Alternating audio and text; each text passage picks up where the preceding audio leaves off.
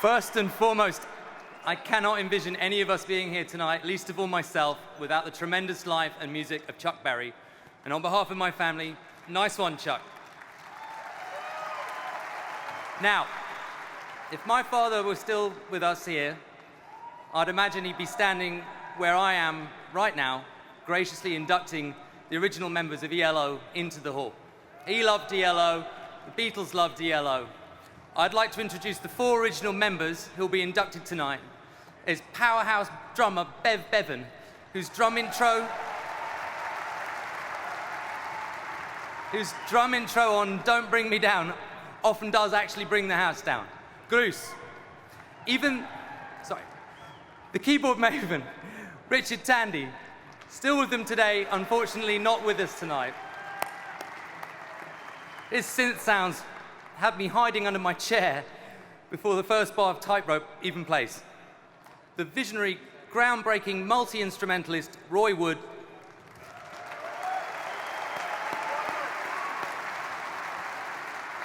who wrote many of ELO's earliest songs. Whilst Roy's time was in the band may have been shorter than the others, he'll always be an architect of ELO's DNA. Last and certainly least, no, just kidding, my dear, dear pal, Jeff Lynne. One of the great songwriters, producers, musical innovators of our time, a rare genius, a real-life legend, and ELO's mastermind for nearly 50 years. Jeff was one of my father's dearest friends. It was March of 1986 when I had my first close encounter of the ELO kind. My dad took me to a benefit concert in England called Heartbeat. The show was in Birmingham, where ELO formed in 1970, and the massive NEC arena was packed to the roof for a headlining set by their hometown heroes. Bev, Richard, and Jeff were all there. I'm sure they remember it just like it was yesterday. This was my first big rock show. I was 7 and a half, and from my perspective, ELO's performance that night was less like that of a reputable rock band, more like witnessing a 21st century extraterrestrial spaceman wielding bizarre instruments. Their songs sounded like a symphony of lasers. I stood there in silent astonishment watching these guys offer a hit parade of incredible songs like Evil Woman, Telephone Line, Do Ya, Mr. Blue Sky. Right?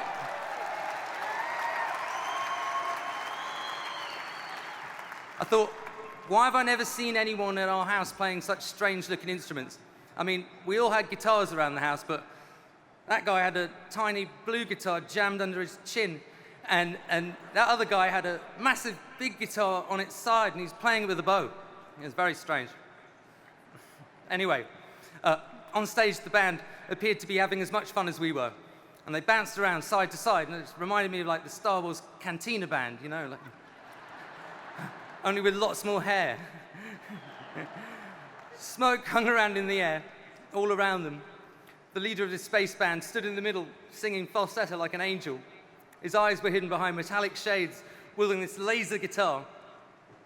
He seemed affable, and occasionally he'd exchange pleasantries with us humans between songs. We mean your planet no harm. It was epic, and I wanted to be transported, beamed up, probed, whatever. I just wanted to join their team and never go back. So after a dozen or so songs, my father gets up from his seat and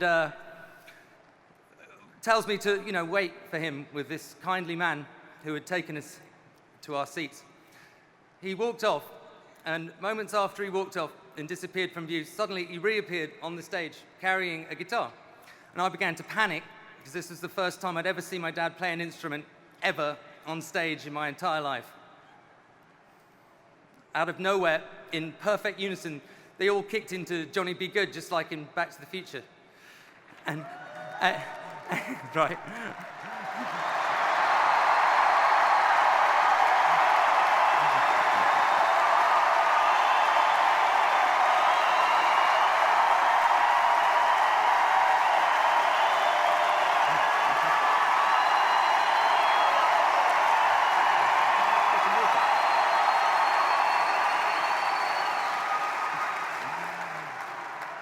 remember thinking, what is going on? And my father's being abducted by like an intergalactic space orchestra. Again, ELO's taken my father and left me behind, the bastards. The kindly man ensured me that he'd eventually be returned to us. Sorry. So we made it back home together eventually. And to my joy and surprise, joining us after was ELO's extraterrestrial wizard captain, the man in the middle, Jeff Lynne. He'd come to live with us on Earth, and Jeff was soon a permanent fixture at our house. He and my dad drove the same car, they flew off to Formula One races, we did family vacations. We were a traveling family, and I got to see Jeff work in his secretive ways, often late at night. This was the dawn of an incredible blast of creativity from Jeff. And he worked with Dad on Cloud 9. He produced Roy Orbison's Mystery Girl, right? He co-wrote and co-produced Tom Petty's Full Moon Fever. And then there was the Traveling Wilburys. I got to be a fly on the wall. I got to see his genius as a producer. I began to learn the Jeff Lynne studio lexicon, you know, words like trilby and wobble and, I don't know, it's a tremendous caliber of artist that Jeff worked with. You know, Sir Paul McCartney, Roy Orbison, Tom Petty, Joe Walsh. These are not musicians who needed a lot of help, but they just needed Jeff. During all of those sessions, I came to realize that a lot of my dad's friends were, in fact, from outer space.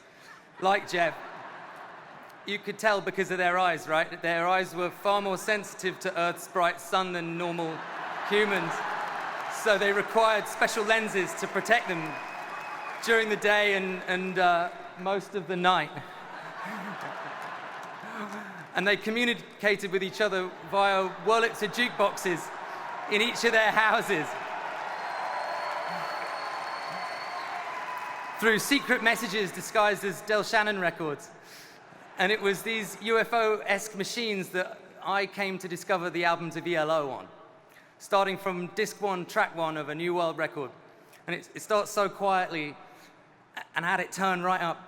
And then the terrifying sound grew until my roof nearly came in, straight into that giant orchestral arrangement with a choir and then Bev's drums and that laser guitar, and all the time punctuated with these terrifying aleatoric string spikes. You're allowed to start a record like that? Like, somebody had actually thrown me down a line, and my life was changed. And years later, on a personal note, and I know this is a bit sad, but one of my final conversations I ever had with my dad was whilst we were trying to complete his final record. It seemed, you know, we'd run out of time, and he told me, take the masters and seek out once again that space wizard, Jeff. And that together, we would know what to do, you know? So I did.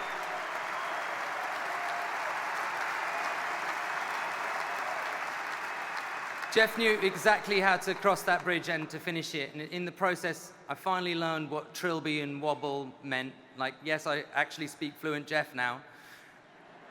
Working with Jeff is one of the most amazing times I've ever had, and seeing those beautiful blue eyes peeking over the top of those space lenses has carried me through some of the toughest musical moments in my life. And for that, I thank you.